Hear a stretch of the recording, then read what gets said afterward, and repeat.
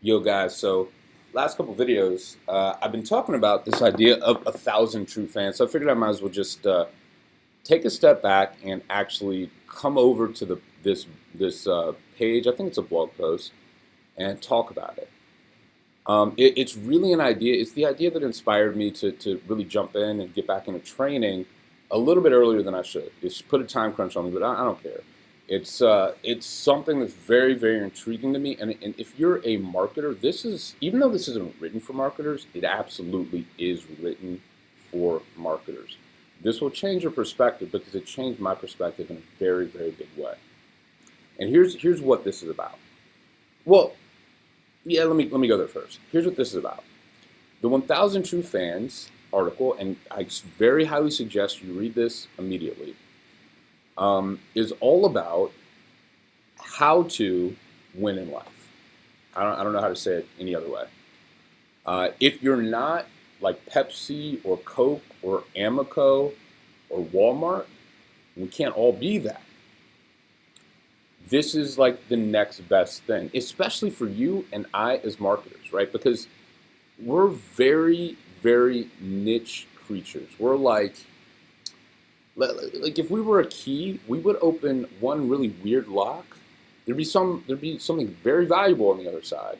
But that's all we would do. We wouldn't open lots of doors. We would be this weird thing. Very valuable, but weird. Like, I'm me. I appeal to some people. Some people dig me. Probably a lot of people don't, right? But if I focus on a finite quantitative number of those people, you, and I give you value, and I ask myself, how can I make sure that you become a true fan? Then for me, that can be something that can support me as a marketer for the rest of my life. And when I say me, it means you, right? I'm not talking about me. And so here's how this changed my entire way of thinking. Forever, I've always thought about, the idea of creating a relationship. I mean, going back to like '06, I remember doing trainings for Success University and talking about relationship marketing and email marketing and all these sorts of things. But I thought about it conceptually, also like tangibly, like what are the things you actually do, right? Like one of the things I would always tell people, and the reason that I, for a very long time, wrote 2 emails every single day, I don't know, 5,000, 6,000, however many emails I've written at this point, a lot, is it has a lot to do with that relationship in a very tangible way. Human psychology dictates that the things that we become most comfortable with, the things we get most used to, we become most comfortable with, better said, and the things that we get most used to, we learn, we trust. And so we can manipulate that into our favor if we understand it. In other words, if we can put a certain number of people into a consistent stream of our blah, blah, blah, blah, blah, they will come to expect our blah, blah, blah, blah, blah, blah, blah, right? And once that's happened long enough, it's status quo. And once it's status quo, then it's becoming trust. Now, it's intangible when that actually happens, but look at your friends, look at people that you don't know, your friends you talk to, your family you talk to, you trust them more, right? Well, that's the same principle behind 2 emails a day, all right? So even back then, like, I knew some of this stuff. Same thing with free content. People talk about free content all the time, and, oh, you gotta send free content, but I don't think they get it, right? Free content, sending quote unquote valuable free content, maybe this video is considered valuable free content, who knows, um, doesn't make you money. It doesn't, it's not like if you dig this video, you're gonna be like, oh, Daegan, I need to give you $1,000. I'll accept it, please send it, right? But I don't think you're gonna do it. But what it does do is it buys attention. If you have if I elicit a positive feeling from you, when you listen or read or go through things that I do, then the next time that opportunity presents itself, you'll feel good, and you'll focus your attention my way. And again, when I say my way, I mean for you, your prospects will do the same to you. And so I get this, I get all this stuff. I got all this stuff for years. I just remember so many people talking about free content, move to free line. This was an Evan Pagan thing back in the day. He got it in the way that he shared it, but people absolutely misrepresented it. But I never, ever freaking thought about this way. This is written for musicians, okay? And what musicians try to do a lot of times is they try to become Aerosmith or Michael Jackson or whatever. And there's a high level of diminishing return once you get to a certain level. And it's just not even probable that, a lot of them will. You're never going to get there, and life is just going to hurt. And what a certain number of musicians and other small, weird, niche-y type of people like us have figured out these days is that if you just really focus on a core group of people and you turn them into raving fans. And what I mean by raving fans is people that, whenever you do something, they're ready. Like, let's go do it. When's the next event? When's the next product coming out? When are we doing the next webinar, right? They're like, I can't wait. Just tell me when. Just tell me where. Let's go. Let's do it. That's a true fan. If you focus on, and for me, this was the first time I said, well, man, 1,000 true fans in that regard. That's a very finite number. That's something that I can start to think about tangibly.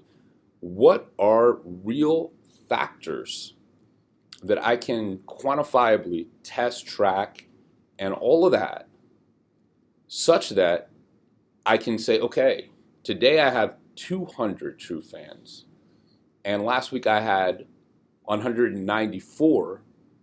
So I'm doing something that's increasing my number of true fans. And if I do those things a little more, then I can continue to create more true fans. Now, the game here isn't to have 1 trillion true fans. I mean, you can, but that's not even close to the purpose. This is written, again, for musicians. So 1,000 true fans for musicians, think about what musicians get paid.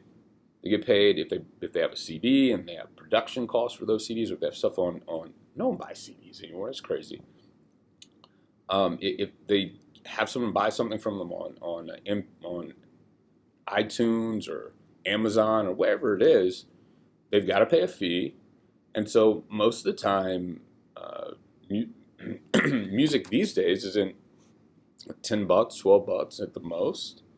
So each time they make a sale, they might get $7 or less. Who knows? It's not a ton, right? So 1,000 true fans might represent to a musician maybe $100,000 or $200,000 in gross revenue, and you take away expenses from that, and it's a comfortable living. It's not a huge, tremendous whatever living, but it's a good living, right? And so for us, it's smaller. I mean, some of the folks, I've talked about some of my students, but some of the folks, some of the things that people buy from people in our niche can be quite pricey. So let's say, for instance, your average product value, and it might not be, is $1,000, right?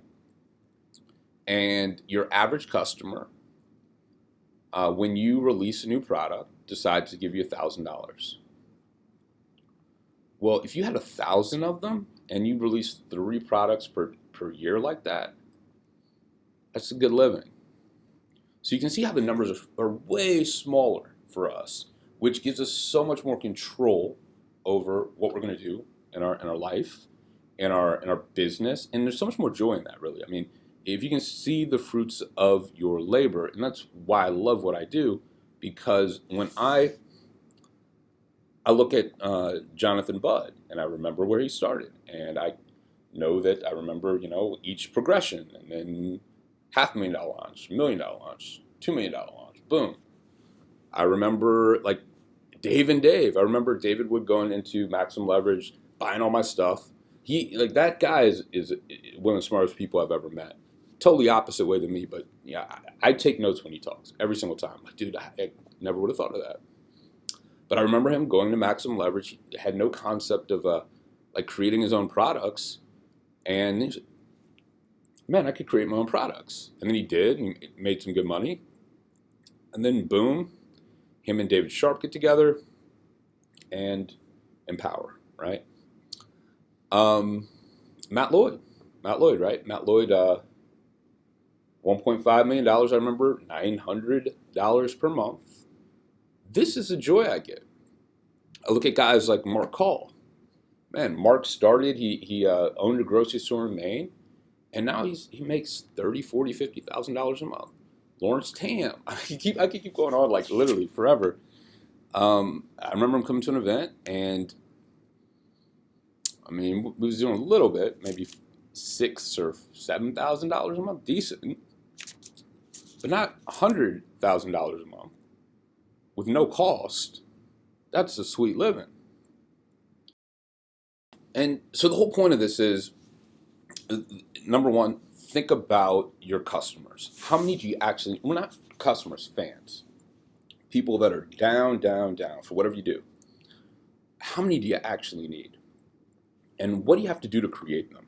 Now, there's cool math in this thing too, by the way. Like, there's some like weird squared thing where if your true fans hang out with each other, like I emphasize, come read this. It's definitely for marketers. Then they exponentially grow in value because they like the group love, I guess, just goes around and creates perpetual energy of like giving you cool stuff and loving you. And so there's all sorts of goodness in this idea of 1,000 true fans. And for me as a marketer, a guy that was, went to school and I studied biology and chemistry was my minor. I'm a guy that like wants to test and wants to figure that out. And this is quantifiable. And so this blog, I mean, I'm going to tell you flat out, is I'm very excited about it because my perspective of this is I get to do what's never been done. I'm going to literally spoil you with badassness over and over and over again. And the only thing I'm going to ask you to do is love me. Like right when you see this video, all I want you to do is share it. Man, just say like, dude, this was awesome. I got this out of this from Daegan. You got to go watch it. Just share it. Just be a part of it. And so this whole site, like I said, was, and the reason why I jumped back into training again was I've always, I love it, but that idea was so intriguing. It pushed me back in. I'm excited to be here. And this theory is something quantifiable, tangible. Read the article, you'll see it. And it applies absolutely to your business. And so I want you to start asking questions like that. If I could create 1,000 true fans, what are some of the things that I could do to make that happen? And that's the experiment that I'm running here on my blog. What are the things, and I know lots of psychology, marketing, and all that stuff just from over the years, and I get to do it in a totally different way for a totally different purpose. And when you can do it with small numbers, it doesn't even have to be 1,000, 100, right? Really, 100 true fans in our world you could live like a king or a queen, of course. And man, just get ready for some fun. 1,000 true fans, that's not that many. It's really not that many. So how can you be cool to people, give them so much value? And value is not, here's something cool that I learned from you. It's an experience, okay? It's not, well, I told them my secret. Nah, I don't care about it. No one cares about your secret. No one cares about my secret. We care about the experience. When you give that over and over and over again, we can't help but want more. And so that's my goal. And that's the whole purpose of what you see right here. And just expect more. So get engaged. Let's rock and roll. And read that article. If you like this video, please share it. I mean, that's just really the only thing I want you to do. is just if there's a thing or two, just share it with someone that can enjoy it too, and I would just appreciate it. I mean, that's what I look to. I mean, I'm a geek in that way. I'm always like, oh, who's sharing? Oh, I know that person. I have relationships with as many of my customers and clients as I possibly can. So I take absolute notice of that, and I'm here to support you. So what I know, you will know. We're about to have a lot of fun, and that's it. 1,000 True Fans. Read it over and over again, and ask yourself how you can apply it to your business and how you can make it tangible for you. What things can I do that I can actually track? And then start playing. Man, you're going to be in for the time of your life.